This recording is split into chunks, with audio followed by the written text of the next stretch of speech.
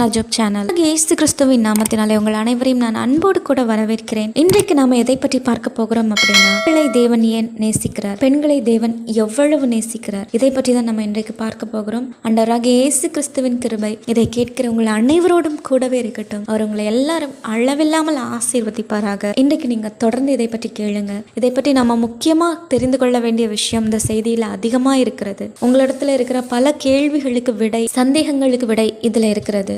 ஆதியாகமம் 2வது அதிகாரம் 22, 23வது வசனங்கள்ல நீங்க வாசிச்சா, தேவனாகிய கர்த்தர் தாம் மனுஷனில் எடுத்த விலா எலும்பை மனுஷியாக உருவாக்கி அவனை மனுஷனிடத்தில் கொண்டு வந்தார். அப்பொழுது ஆதாம், எலும்பில் எலும்பும் என் மாம்சத்தில் மாம்சமுமாய் இருக்கிறாள், இவள் மனுஷனில் எடுக்கப்பட்டபடியினால் மனுஷி எனப்படுவாள். பாத்தீங்கன்னா 2 பேருக்குமே ஒரே எலும்பு தான், ஒரே மாம்சம் தான். அது ஆதாமே சொல்றாரு, என் எலும்பில் எலும்பும் என் மாம்சத்தில் மாம்சமுமாய் இருக்கிறாள். 2 பேருக்கும் ஒரே எலும்பு தான், ஒரே மாம்சம் தான். ஆண்டவர் ஆதாமுக்கு ஒரு மாம்சமும் ஏவாளுக்கு ஒரு மாம்சமும் கொடுக்கல. ஆதாமுக்கு ஒரு எலும்பும் ஏவாளுக்கு ஒரு எலும்புமா கொடுக்கல. 2 பேரையுமே தேவன் ஈக்குவலாக படைக்கிறார். இதை அறிந்த ஆதாம் தனக்கு மனைவியாக கொண்டு வரப்பட்ட ஏவாளை மனுஷின்னு அழைக்கிறாரு. அதாவது தேவனை பொறுத்த வரைக்கும் ஆணும் பெண்ணும் எந்த ஒரு வித்தியாசமும் அவர் பார்க்காம தான் படைத்தார். இன்றைக்கு ஆண் வேற பெண் வேற, ஆணுக்கு பெண் அடிமை, இதை பற்றி எல்லாம் பேசி கொண்டு இருக்கிறாங்க. இதை பற்றி தேவன் என்ன நினைக்கிறார், தேவன் வசனத்தின் மூலமாக என்ன சொல்லி இருக்கிறார், இதை பற்றி நாம கொஞ்சம் விவரமாக பார்க்கலாம். நீங்க தேவனுடைய அந்த காரியத்தை அறிந்து கொள்ளணுமானா நீங்க உங்களை தாழ்த்தி,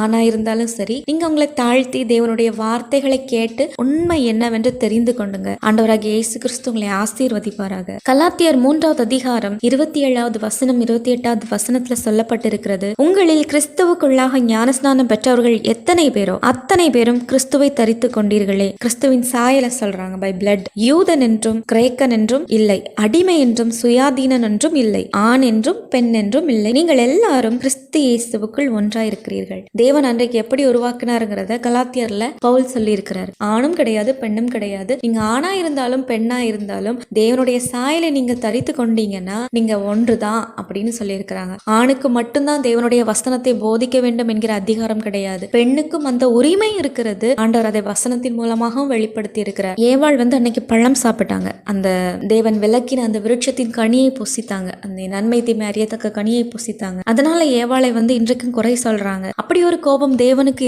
ஏவாளின் பக்கமே தேவன் போயிருக்க மாட்டார். ஆதாமிடத்துல மட்டுமே பேசிட்டு சரி உண்டாக்கிட்டோமே அப்படின்னு சொல்லிட்டு ஆதாமிடத்துல மட்டும்தான் பேசிட்டு இருந்திருப்பார். ஆனா வசனம் தெளிவா சொல்றது, கர்ப்பமானது முதல் ஏவாள் அந்த குழந்தையை பெற்றெடுக்கிற வரைக்கும் தேவன் கூடவே இருந்தார். எந்த வசனத்துல பாக்குறீங்களா? ஆதியாகமம் 4வது அதிகாரம் 1வது வசனத்துல போடப்பட்டிருக்கிறது. ஏவாள் ஒரு குழந்தையை பெற்றெடுத்து சொல்றாங்க, கர்த்தரால் நான் ஒரு மனுஷனை பெற்றேன்னு சொல்லிட்டு. பாருங்க, ஒரு தாய்க்கு தாயா இருந்து அந்த ஏவாளை கவனித்து கொண்டது ஆதாம் இல்ல, ஆண்டவராகிய இயேசு கிறிஸ்து, ஆண்டவராகிய தேவன். அன்றைக்கு இயேசு கிறிஸ்து இருந்தார்னு சொன்னா இன்னைக்கு பலரும் அதை ஒரு பிரச்சனை ஆக்குறாங்க. உங்களுடைய கூற்றின்படி தேவன் கர்த்தர் அன்றைக்கு தேவனோட ஏவாளோடு கூடவே இருந்து ஒரு மனுஷனை பெற்றெடுக்க உதவி செய்திருக்கிறார். இதுல வசனமே சொல்லுது, கர்த்தரால் தான் நான் பெற்றேன்னு அவங்களே சொல்றாங்க. ஆதாமால நான் பெற்றேன்னு சொல்லல. ஒரு தாயா அந்த கர்ப்ப காலத்துல கூடவே இருந்து ஏவாளை பாதுகாத்து அந்த குழந்தையை பெற்றெடுக்கிறது வரைக்கும் கூடவே இருந்ததுதான். அன்றைக்கு ஏவாள் இடத்துல ஒரு கோபம் இருந்துச்சுன்னா தேவன் அதை செய்ய வேண்டிய அவசியமே இருக்காது. அது மட்டும் இல்ல, ஏவாளை உண்டாக்கி ஒரு மனுஷியாக உண்டாக்கி எதுக்கு உண்டாக்குனார்னா, ஆதாம் தனிமையா இருக்கிறது நல்லதில்ல அப்படின்னு அவர் பார்த்தார்.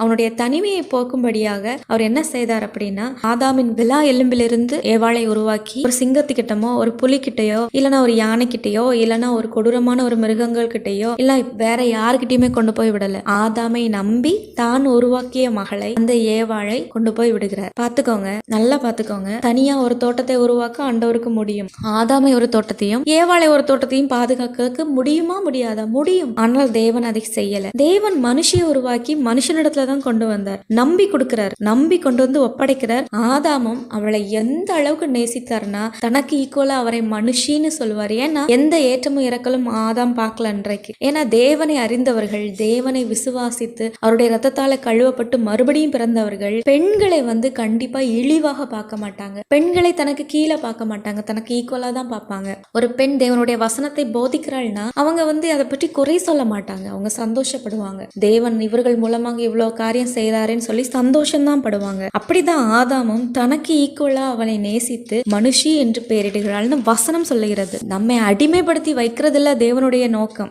ஆதாமை முதலாவது படைத்தார், ஏவாளை 2வது படைத்தார். இதுதானே இன்றைக்கு பலரும் சொல்ற காரியம். ஆதாமை முதலாவது படைத்தார், ஆதாமை மட்டுமே படைத்திருக்கலாமே, இல்ல இன்னொரு ஆணை படைத்திருக்கலாமே, இல்லைன்னா ஒரு குழந்தையை படைத்து ஒப்படைத்திருக்கலாமே. ஆனால் ஏன் அவர் ஒரு பெண்ணை படைத்து ஒப்படைத்தார்? அதுலதான் ஒரு தேவ ரகசியம் இருக்கிறது. ஆண்டவர் அவங்க பலுகி பெருகணும்னு விரும்பினாரு. அவங்க இருவரும் ஒன்றா இருந்து சமமா இருந்து இந்த உலகத்தை ஆள வேண்டும் என்பதுதான் தேவனுடைய சித்தம். இல்லைன்னா சொல்ல மாட்டாரு ரெண்டு பேருக்கிட்டையும், நீங்க போய் பலுகி பெருகி இந்த பூமியை நிரப்பி அதை கீழ்ப்படுத்தி ஆளுங்கள்னு சொல்றாரு. ஆதாம் கிட்ட மட்டும் சொல்லலையே, ஏவாள் கிட்ட மட்டும் சொல்லலையே, ரெண்டு பேரிடத்திலும் சமமா சொல்றாரு. இந்த பூமியில இருக்கிற எல்லா விஷயங்களும் ஆண்களுக்கு எப்படி சொந்தமா இருக்கிறதோ அது போல பெண்களுக்கு சொந்தமா இருக்கிறது. ஒரே ஒரு விஷயம் என்னன்னா, ஆதாம் முதலாவது படைக்கப்பட்டார் அல்லவா, அந்த விஷயத்துக்கு மதிப்பு கொடுத்துதான் அவருக்கு கீழ்ப்படிந்து இருக்கணும் அப்படின்னு பின் வருகிற பெண்கள் எல்லாருமே காட்டுறாங்க. சாராளும் ஆபிரகாமே அப்படிதான் கூப்பிடுறாங்க, ஆண்டவனே அப்படிதான் கூப்பிடுறாங்க. அதாவது வசனமா சொல்லுது, நீங்க தேவனுக்கு பயந்து இருக்கிறது போல உங்கள் கணவனுக்கும் கீழ்ப்படியுங்கள்னு சொல்றது வசனம். நான் உங்களை அடிமைப்படுத்தி பார்க்கறது தேவனுக்கு பிரியமல்ல.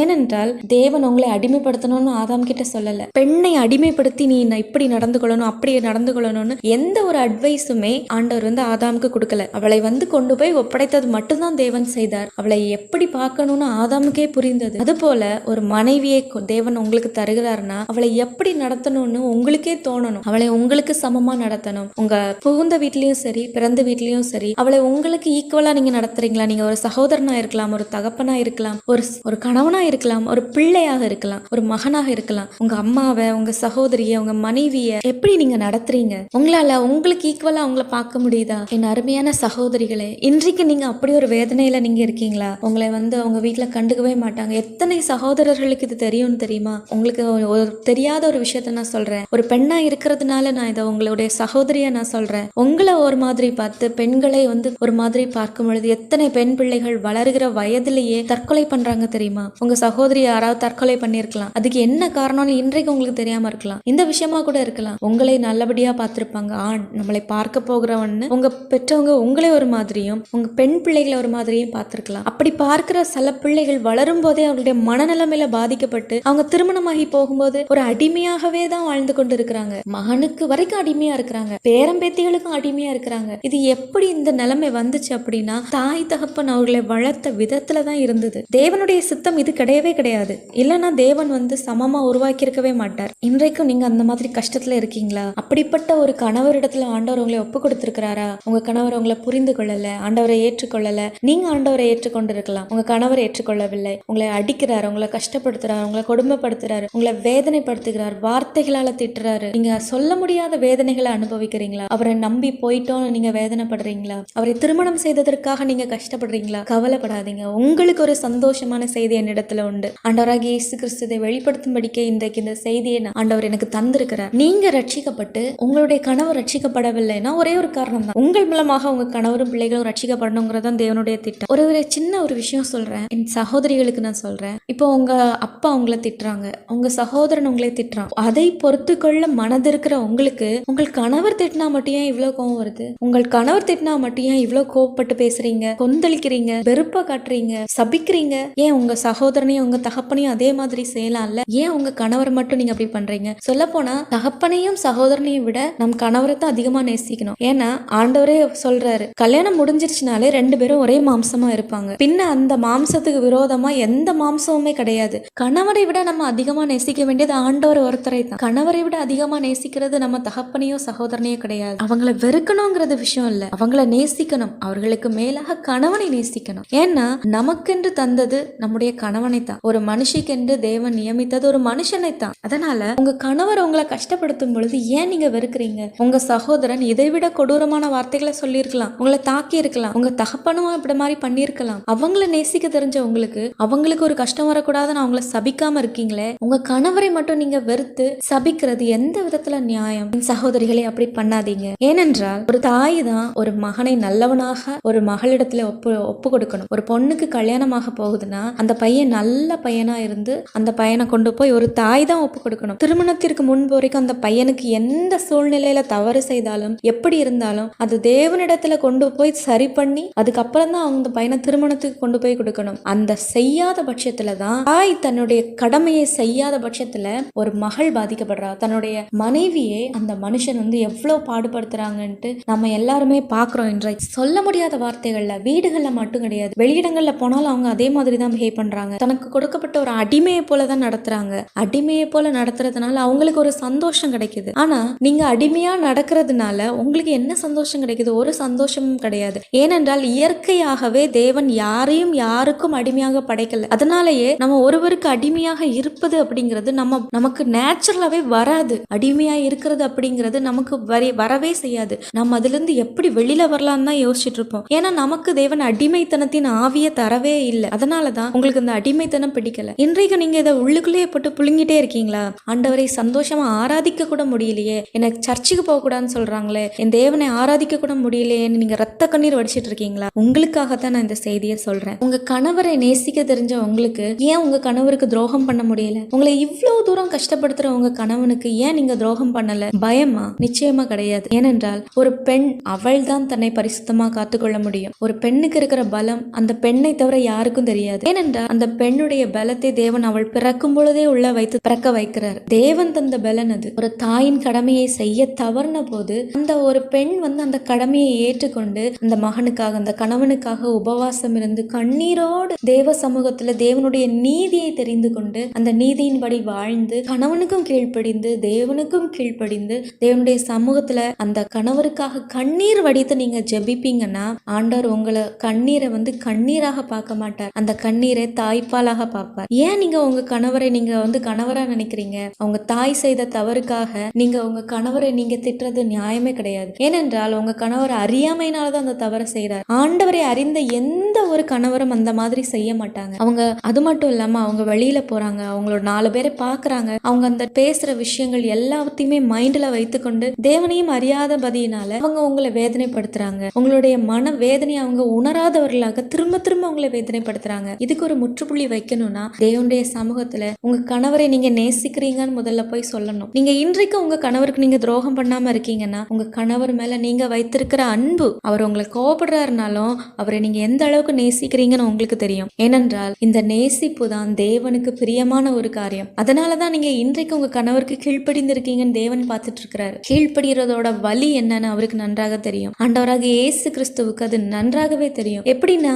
அன்றைக்கு கெத்செமனே தோட்டத்திலயும் சரி பல இடங்கள்லயும் சரி அவருடைய விருப்பம் ஒரு விஷயம் வருது, எனக்கு இது வேண்டாண்டவரேன்னு தோணுது. ஆனா அவர் சொல்லல எனக்கு வேண்டான்னு, உம்முடைய சித்தத்தை நான் கீழ்ப்படுகிறேன். ஒரு தேவனா இருந்தும் தன்னுடைய தகப்பனுடைய சொல்லுக்கு கீழ்ப்படிந்து அவர் எப்படி மாறுறாருன்னு பாருங்க. அந்த கீழ்ப்படிதலுடைய வலி எப்படி இருக்கும்னு அவருக்கு தெரியும். இவ்வளவு நீதியிலும் இவ்வளவு உண்மையிலும் இவ்வளவு அன்பையும் நீங்க மனசுல வச்சுட்டு உங்க கணவனுக்கு கீழ்ப்படுறீங்கன்னா அந்த வலி என்னன்னு அவர் ஒருவருக்கு தான் புரிந்து கொள்ள முடியும். அதனாலதான் சொல்றேன், ஆண்டவராகிய இயேசுவிடத்துல போங்க. நீங்க அவரிடத்துல போயிட்டு உங்க கணவர் மீது நீங்க வைத்திருக்கிற அன்பை சொல்லி அவரிடத்துல கண்ணீரோடு நீங்க ஜெபிங்க. உங்க கணவருடைய உயிருக்கு உத்தரவாதம் வாங்கி ஜெபிங்க. உங்க கணவருக்காக நீங்க அப்படி ஜெபிக்கும் பொழுது தேவன் உங்களுடைய கண்ணீரை நீங்க கணவருக்கு கொடுக்கிற ஒரு தாய்ப்பாலாக பார்ப்பார். புனிதமான அந்த தாய்ப்பாலை தாயை தவிர யாராலையும் கொடுக்க முடியாது. ஆனா தேவன் உங்களுடைய கண்ணீரை அப்படித்தான் பார்ப்பார். ஒரு தாய்க்கு பதிலாக அந்த மகனை மீட்டெடுக்கணுங்கிற ஒரு உரிமை ஒரு எண்ணம் ஒரு மனைவிக்கு தான் வரும். அதனாலதான் சொல்லியிருக்காங்களோ என்னமோ தாய்க்கு பின் தாரம்னு சொல்லிட்டு. இதே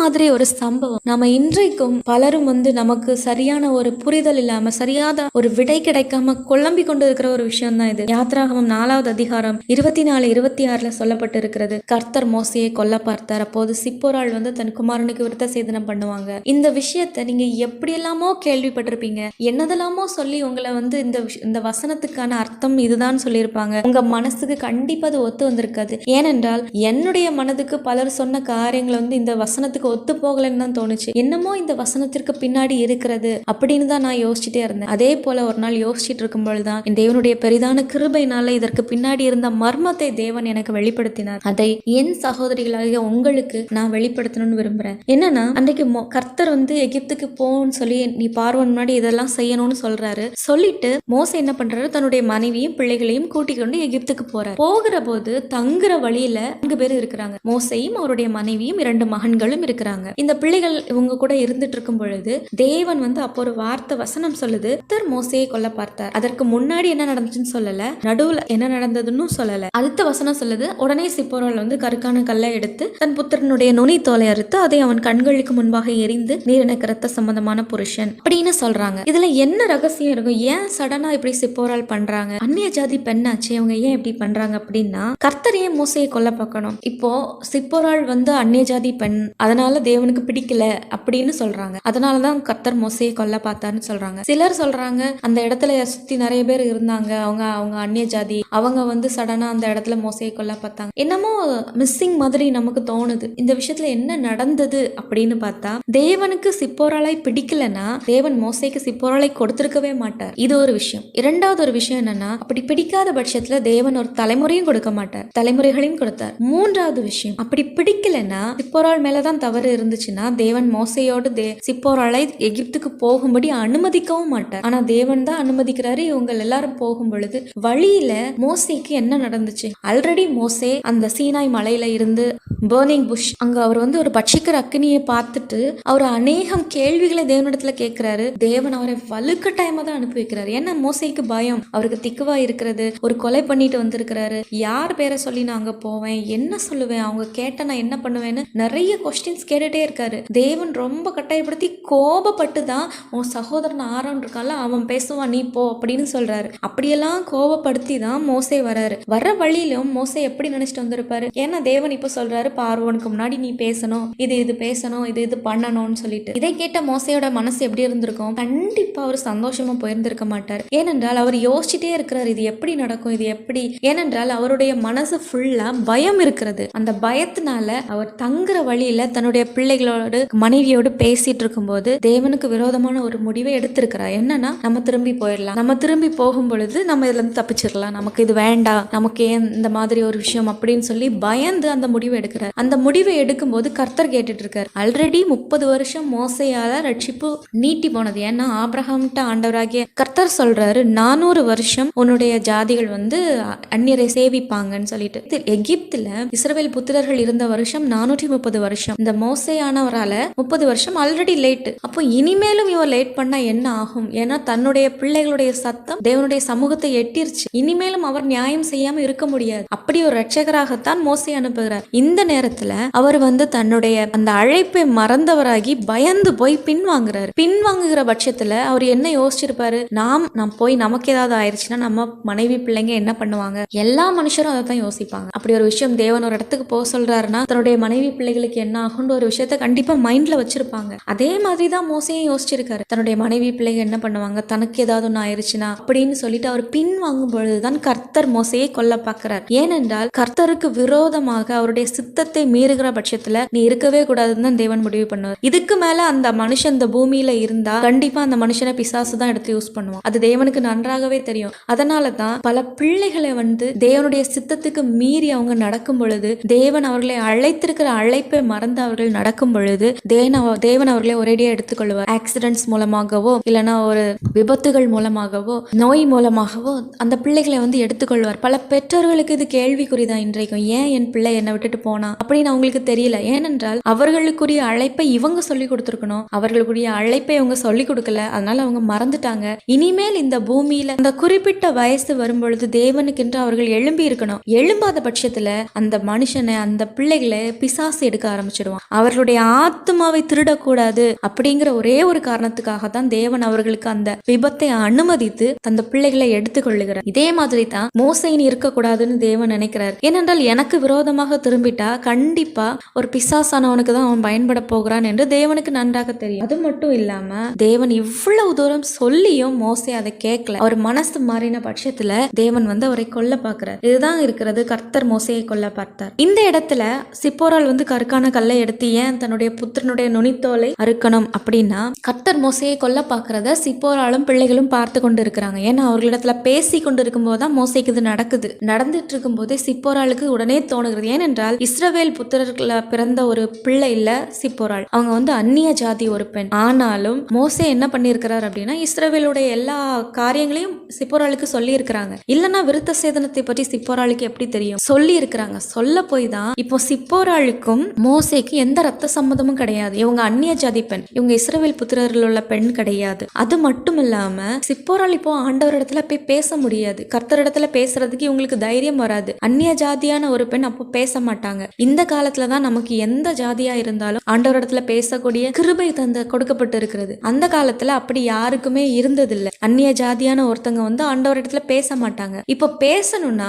தன்னுடைய கணவரை காப்பாற்றணும்னா அந்த இடத்துல என்ன செய்யணும் அப்படின்னு ரொம்ப துரிதமா யோசிச்ச சிப்போராலுக்கு ஒரு விஷயம் ஞாபகம் வருது. என்னவென்றால் தன்னுடைய புத்திர ஆட்டுடைய நுனித்தோலை அரித்து மோசையோட கால்களுக்கு முன்பாக எரிந்து, நீர் எனக்கு சுதந்திரவாளி அப்படின்னு சொல்றாரு. நீங்க எனக்கு ரத்த சம்பந்தமான புருஷன் அப்படின்னு ஏன் சொல்றாங்க அப்படின்னா, நீங்க எனக்கு ரத்த சம்பந்தம்னா நான் உம்முடைய ஜாதி, இஸ்ரவேல் புத்திர குமாரத்திகள்ல பிறந்த மாதிரி நானும் உம்முடைய ஜாதி அப்படின்னு சொல்லிட்டு தேவனிடத்துல இவங்க உரிமையா பேசுறாங்க. என்னன்னா, என்னையும் என் பிள்ளைகளையும் வைத்து எந்த விதத்திலையும் உம்முடைய சித்தம் பாதிக்கப்படாதுன்னு தன் கணவருக்காக உத்தரவாதம் கொடுக்கறாங்க. அந்த உத்தரவாதம் கொடுக்கிற பட்சத்துல தேவன் மோசையை விட்டு விலகுகிறார்.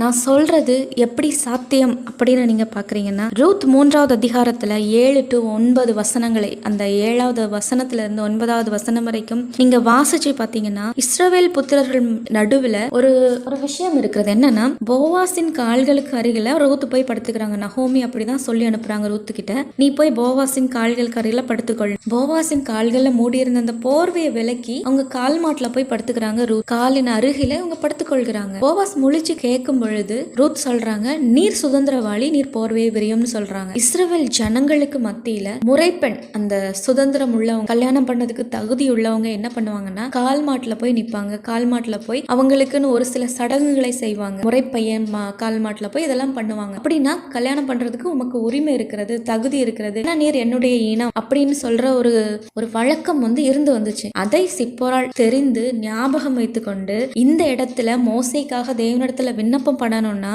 நான் அவருடைய ஜாதியில ஒருத்தியானாதான் முடியும்னு சொல்லிட்டு அந்த இடத்துல தன்னுடைய எல்லாவற்றையும் மறந்து, தன்னுடைய இனத்தை, தன்னுடைய ஜாதியை, தன்னுடைய எல்லாவற்றையும், பழக்க வழக்கங்கள் எல்லாத்தையும் மறந்து ஒரு இஸ்ரவேல் குமாரத்தியாக மாறுறாங்க சிப்போரால். எப்படின்னா, தன்னுடைய குமாரன் மூலமா மோசே அவருக்கு ரத்த சம்பந்தம். ஏனென்றால் சிப்போரால் அந்நிய ஜாதியா இருந்தாலும் அந்த பிள்ளைகள் மோசேக்கு பிறந்தவர்கள். அந்த பிள்ளைகளுக்கு விருத்த சேதனம் பண்ணுகிற பட்சத்துல நீர் எனக்கு ரத்த சம்பந்தமான புருஷன்னா, அவங்க தேவனிடத்துல சொல்றாங்க, அவர் எனக்கு ரத்த சம்பந்தமான புருஷன்னா நானும் உம்முடைய பிள்ளைன்னு. நான் உம்முடைய, அவர் மோசே எப்படி உம்முடைய பிள்ளையோ அதே போல நானும் உம்முடைய பிள்ளை தானே. என் கணவரை விடுங்க, எந்த காரணத்தை கொண்டு என்னை வைத்து என் பிள்ளைகளை வைத்தும் என் கணவர் மனம் மாற மாட்டார்னு ஒரு உத்தரவாதம் கொடுத்ததற்கு பின்பு தேவன் அதை பார்த்து, நல்லவரான தேவன், நல்லவரான கர்த்தர், அன்றைக்கு அந்த சிப்போராளுடைய செய்கையை பார்த்து மனது மாறி மோசேக்கு வாய்ப்பு கொடுக்கிறார். இதை எத்தனை பேருக்கு ஏற்றுக்கொள்ள முடியும்? ஏன்னா இந்த ஒரு விஷயம் இருக்க போய் தான் சிப்போராள் இல்லைன்னா சொல்ல வேண்டிய அவசியமே கிடையாது, நீர் எனக்கு ரத்த சம்பந்தமான புருஷன். அவங்க அப்படி சொல்றாங்கன்னா, நீ யார் அப்படிங்கிற ஒரு கேள்விதான் எழுந்திருக்கணும். நீ யார ஒரு கேள்வி எழுந்திருக்கணும்னா, இவங்க ஏதோ ஒரு விஷயத்த கேட்டிருக்கணும், உரிமை இல்லாத விஷயத்த. இதை யோசிச்சு பார்க்கும் பொழுதுதான் தேவன் சிப்போராளுக்காக மோசேக்கு ஒரு வாய்ப்பு கொடுக்கிறார். ஏனென்றால் அதற்கப்புறம் மோசே மனம் மாறவே இல்லை. மோசே அதற்கப்புறம் கண்டிப்பாக இஸ்ரவேல் புத்திரர்களுக்காக தேவன் சொன்ன காரியங்களை தான் செய்கிறார். சிப்போராள் மீது கோபம் இருந்துச்சுன்னா கண்டிப்பா இசப்பா சிப்போராள் சொன்ன காரியங்களை கேட்டிருக்க மாட்டாங்க. ஆண்டவர் கேட்டிருக்க மாட்டார். அவரவர் செய்த தவறுகளுக்காக அவரவரை தான் தண்டிப்பார் தேவன். இன்றைக்கும் ஊழியம் செய்கிற அநேகம் சகோதரர்கள் உங்க பிள்ளைங்க, உங்க குடும்ப வாழ்க்கைக்காக நீங்க தேவனை விட்டு விலகி போறீங்களா? என் சகோதரிகளை, உங்களுக்கு நான் சொல்றேன், நீங்க உங்க கணவருக்காக உத்தரவாதம் பண்ணி ஜெபிங்க. ஆண்டவரே, நான் உயிரோடு இருக்கிற வரைக்கும் எனக்காகவும் என் பிள்ளைகளுக்காகவும் என் கணவர் உங்களுடைய ஊழியத்தை விட்டுட்டு வர சம்மதிக்க மாட்டேன். நீங்க உத்தரவாதம் பண்ணி ஜெபிக்கும் பொழுது தேவன் உங்களுடைய உத்தரவாதத்தை உங்கள் கணவருக்கு பலனாக கொடுப்பார், உங்க கணவருக்கு வாய்ப்பாக கொடுப்பார். இதுதான் சிப்போராளோட விஷயத்துல நடந்தது. ஒரு புறஜாதியாகிய ஒரு பெண்ணுக்கு இவ்வளவு உள்ள மனசுல தேவன் இப்படி செய்தா, அவருடைய நீதியின்படி, அவருடைய நியமத்தின்படி விருத்த சேதனம் பண்ணப்பட்டு, ஏன்னா இப்ப அவங்களுடைய சிப்போராளுடைய பிள்ளைகளையும் விருத்த சேதனம் பண்ணணும். விருத்த சேதனம் பண்ணப்படாத ஆத்மா இஸ்ரவேல்ல கிடையவே கிடையாது. அவன் அந்த ஆத்மா அற்று போகும் அப்படின்னு தான் தேவன் சொல்லி இருக்கிறாரு. இப்ப அவங்களும் இஸ்ரவேல் குமாரத்தியாகி அவங்களுடைய பிள்ளைகளையும் விருத்த சேதனம் பண்ணப்பட்டு அவர்கள் இஸ்ரவேல் புத்திரராக மாற்றுகிறார் சிப்போராள். இதே மாதிரி தான் நாமும் நம்முடைய கணவருக்காக, நம்முடைய கணவர் தேவனுக்கு விரோதமாக ஏதாவது ஒரு விஷயத்துல செய்தால் நாம் நம்முடைய கணவருக்காக உத்தரவாதம் கொடுக்க முடியுமா? நீங்க எப்படி உத்தரவாதம் கொடுக்க முடியும்? நீங்க எல்லா தவறுகளையும் நீங்களும் செய்துவிட்டு தேவனுக்கு முன்பாக போய் நிக்க முடியாது. அவருடைய நீதியின் நியமத்தின்படி செய்தால்தான் உங்க வார்த்தையே தேவன் கேட்பார். உங்க வார்த்தை அவர் கேட்கணுமானால் நீங்க அவருடைய நீதி நியமத்தின்படி சிப்போராளாய் போல ஞானத்தோட செயல்படணும். தேவனுக்கு எது பிடிக்கும் பிடிக்காதுன்னு நமக்கு நன்றாக தெரியும். ஸ்திரீகளாகிய நமக்கு தெளிவாகவே தெரியும் எது தேவனுக்கு பிரியம், எது தேவனுக்கு பிரியமில்லைன்னு. அதனாலதான் ஒரு பிள்ளைகளை பெற்றெடுத்து வளர்க்கக்கூடிய ஒரு கடமையை நம்முடைய கரத்துல தேவன் கொடுத்திருக்கிறார். தேவனை பொறுத்த வரைக்கும் கணவன் மனைவி தேவனுக்கு கீழ்ப்படிய வேண்டும், பிள்ளைகள் அந்த பெற்றோருக்கு கீழ்ப்படிய வேண்டும். இதுதான் அவருடைய நியமம். இதுதான் தலைமுறை தோறும் நடக்க வேண்டிய விஷயம். ஆனா நம்முடைய தலைமுறைகள் இப்ப என்ன நடந்துட்டு இருக்கு? தேவனுக்கு கணவன் கீழ்ப்படிய மாட்டார், கணவனுக்கு மனைவி கீழ்ப்படிய வேண்டும், கணவனுக்கு பிள்ளைகளும் கீழ்ப்படிய வேண்டும். ஆனால் மனைவிக்கு பிள்ளைகள் கீழ்ப்படியலைன்னா கணவனுக்கு எந்த பிரச்சனையும் இல்லை. இதுதான் இந்த காலகட்டத்தில் நடந்து கொண்டு இருக்கிறது. அப்படியே தலைகீழாக நடந்து கொண்டிருக்கிறது. இதனாலதான் பல குடும்பத்துல பிள்ளைகள் திசை மாறி போறாங்க. அங்க குடும்பத்தோட பேட்டர்னே தப்பா இருக்கும் பொழுது கண்டிப்பாக பிள்ளைகள் திசை மாறி தான் போவாங்க. கணவனும் மனைவியும் ஒரே மனதாக ஒரே மாம்சமாக தேவனுக்கு முன்பாக நிற்கணும், தேவனுக்கு கீழ்ப்படியணும். அவர்களுக்கு கீழே இருக்கிற பிள்ளைகள் அவர்களுக்கு கீழ்ப்படியணும். அவர்களுடைய அடுத்த தலைமுறை பெற்றோர்களாகி அவர்களுக்கு கீழ்ப்படியணும். தேவனுக்கு ஒருத்தவங்க கீழ்ப்படியணும், அடுத்தவங்க பிள்ளைங்க பெற்றோர்களுக்கு கீழ்ப்படியணும். அந்த பிள்ளைங்க மறுபடி தேவனுக்கு கீழ்ப்படியணும், அடுத்த பிள்ளைங்க பெற்றோர்களுக்கு கீழ்ப்படியணும். இப்படித்தான் தேவன் சொல்லியிருக்கிறார், இப்படித்தான் தேவன் செய்ய சொல்லியிருக்கிறார். ஆனா நாம இன்னைக்கு என்ன செஞ்சிட்டு இருக்கோம்? யோபுடைய காரியங்கள்ல அநேக காரியங்கள் நமக்கு ஆச்சரியமா இருக்கும். முக்கியமான விஷயம் என்னன்னா, தேவனே சொல்றாரு, அவன் என்னை அறிந்து எனக்கு முன்பாக நிற்கிற நீதிமான் அப்படின்னு தேவனே சாட்சி கொடுக்கிறார்.